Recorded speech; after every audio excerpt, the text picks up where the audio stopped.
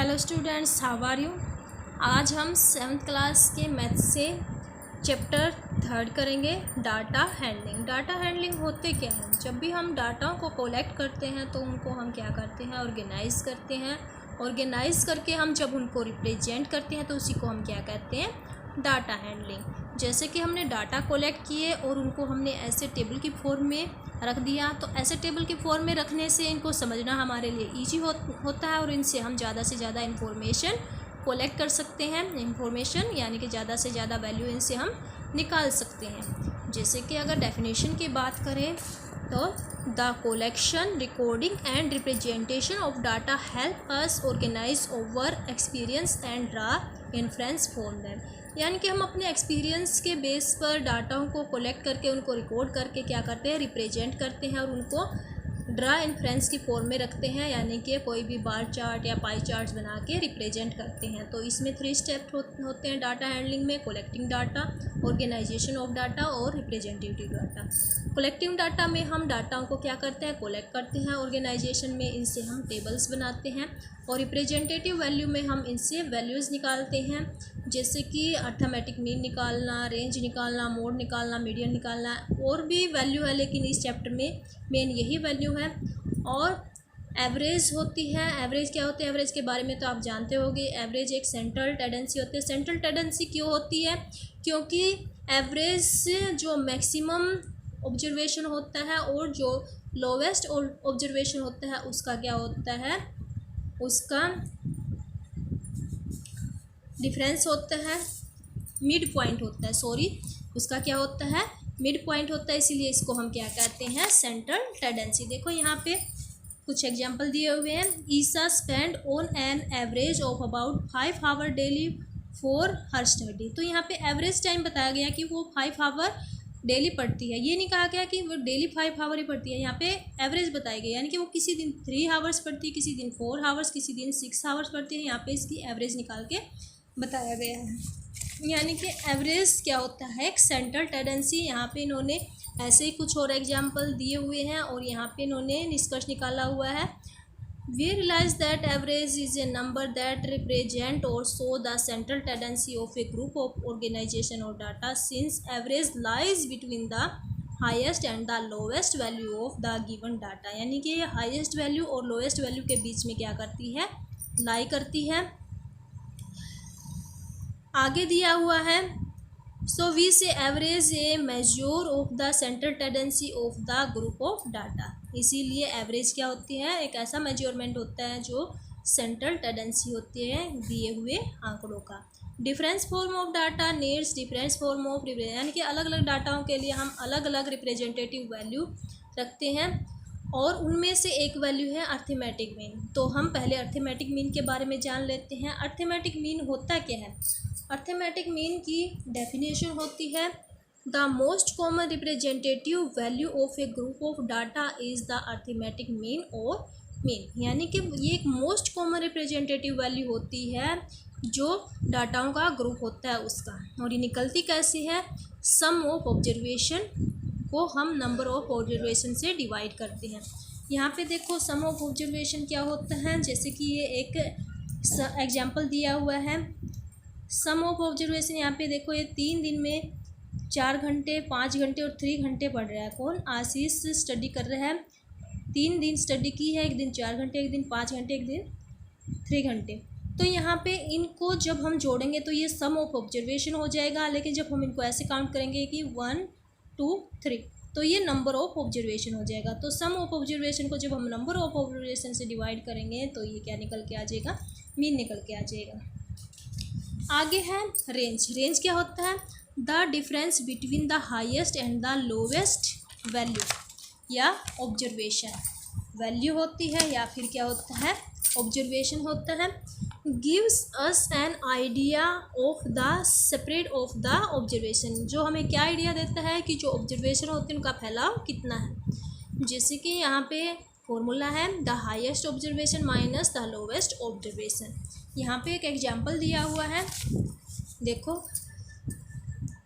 The age the ages in years of 10 teacher. यहाँ पे टीचरों की एजेस दी हुई है और इसमें कुछ क्वेश्चन पूछे गए हैं। इसमें ओल्डेस्ट टीचर और यंगेस्ट टीचर और उसके बाद पूछा गया रेंज, उसके बाद मीन। तो ओल्डेस्ट टीचर और यंगेस्ट टीचर इसको पहले असेंडिंग डिसेंडिंग ऑर्डर में निकालें, जिससे कि आप आसानी से बता सको कि ओल्डेस्ट कौन सा है और यंगेस्ट कौन सा है। इनको जैसे यहाँ पे असेंडिंग ऑर्डर में लगा लिया। असेंडिंग ऑर्डर में यहाँ पे सबसे छोटे से बड़े की तरफ जाएंगे, तो यहाँ पे ये 23 क्या हो गया, सबसे यंगेस्ट हो गया है, और 54 क्या हो गया, सबसे ओल्डेस्ट हो गया। ओल्डेस्ट होता है बड़ा और यंगेस्ट होता है छोटा।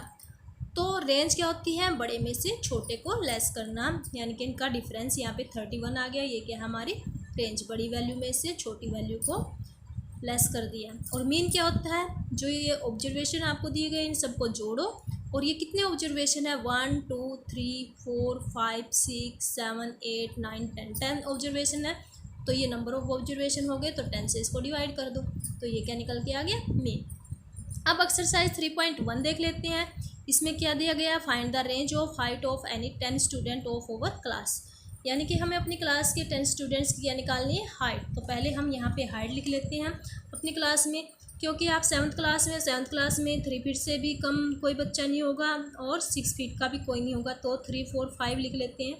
तो 3 4 5 फीट को इनको मान लो 3 को आप जितना चाहो मान लो, जितने भी बच्चे 3 फीट के हो उतने लिख लो। 10 बच्चों की लेंथ लेनी है। मान लो पहले बच्चा आपने देखा 3 फीट का, दूसरा देखा 4 का है, उससे अगला 5 का है, फिर उससे अगले 2 बच्चे 4 के हैं, फिर 5 फीट का है, फिर 3 का है, फिर 3 का है, फिर 4 फीट का आ गया। फिर अब इनमें आपको रेंज निकालनी है। तो सबसे छोटी वैल्यू 3 है और सबसे बड़ी वैल्यू 5 है। तो 5 में से आप 3 को लेस कर दोगे, आपकी क्या आ गई है, रेंज आ गई है। अब सेकंड सम में देखो क्या दिया गया आपको, ये कुछ मार्क्स दिए गए हैं। इनको पहले क्वेश्चन दिया गया टेबुलर फॉर्म में लिखो। टेबुलर फॉर्म में यानी कि इसको टेली मार्क्स बना के आपको लिखना है। तो यहाँ पे ये 1 से लेके 9 तक नंबर दिए हुए हैं, 1 से 9 तक मार्क्स दिए हुए हैं। तो यहाँ पे मार्क्स आप लिख लो, टेली मार्क्स लिख लो, फिर फ्रीक्वेंसी लिख लो। तो मार्क्स 1 से 9 तक लिख लो। अब इसमें आपको देखना है कि 1 कितनी बार है, 2 कितनी बार है, 3 कितनी बार है। तो इस टेबल में 1 जब मैंने इसको ऑब्जर्व किया है तो 1 कितनी बार है, 1 टाइम, 2 कितने टाइम है, 2 टाइम, 3 1 टाइम है, 4 3 टाइम है, 5 5 टाइम है। मैं आपको बता भी देती हूँ कैसे टाइम निकालने हैं। तो 5 5 टाइम्स है। देखो इसमें 5 कितनी बार आया है, 1 2 3 4 5। ऐसे आपको पता करना है कि कौन सा कितनी बार आया है। तो 5 कितनी बार आया है, 5, और 6 4 टाइम आया है, 7 2 टाइम आया, 8 1 टाइम आया और 9 1 टाइम आया। आप इसको अच्छे से ऑब्जर्व करके देखना। यहाँ पे 1 1 टाइम आया है, 2 कितने टाइम आया, 2 कहाँ, एक ये रहा एक ये रहा, तो 2 2 टाइम आया है। 3 कितने टाइम आया है, 1 3 1 टाइम ही आया। 4 1 2 3 4 कितनी टाइम आया, 3 टाइम। तो ऐसे करके आपको पता करना है कि टैली मार्क में ये कितने टाइम्स आए हैं। तो आपको उतनी ही लाइन यहाँ पे ड्रॉ करनी है। जब 5 टाइम आए तो 4 लाइन ड्रॉ करके 5 वाली ऐसे ड्रॉ करनी है। और यहाँ पे आपको फ्रीक्वेंसी लिखनी है। ये 1 है, ये 2 लाइन है तो यहाँ 2 लिख दो, ये 1 है 1 लिख दो, यहाँ 3 है 3 लिख दो, यहाँ 5 है 5 लिख लो, यहाँ 4 है तो 4 लिख लो, और यहाँ पे 2 है तो 2 लिख लो, 1 है तो 1 लिख लो, और ये 1 है तो ये 1 लिख लो। जब हम इस फ्रीक्वेंसी को जोड़ेंगे तो ये नंबर ऑफ ऑब्जर्वेशन आ जाएगा। क्या आ जाएगा, नंबर ऑफ ऑब्जर्वेशन। तो नंबर ऑफ ऑब्जर्वेशन कितना हमारा, 20। अब आगे के क्वेश्चन कर लेते हैं। क्या पूछा है, which number is the highest. देखो इनमें कौन सा नंबर सबसे बड़ा है, तो 9। और which number is the lowest, सबसे छोटा कौन सा है, 1। और what is the range of the data. तो रेंज 9 में से हम 1 लेस करेंगे। तो पहले ये 3 कर लेते हैं। तो हाईएस्ट वैल्यू हमारी 9 है, लोवेस्ट वैल्यू हमारी 1 है। तो रेंज 9 में से 1 लेस करेंगे, कितना आ गया, 8। और ये क्या है, मार्क्स। क्या है ये, मार्क्स।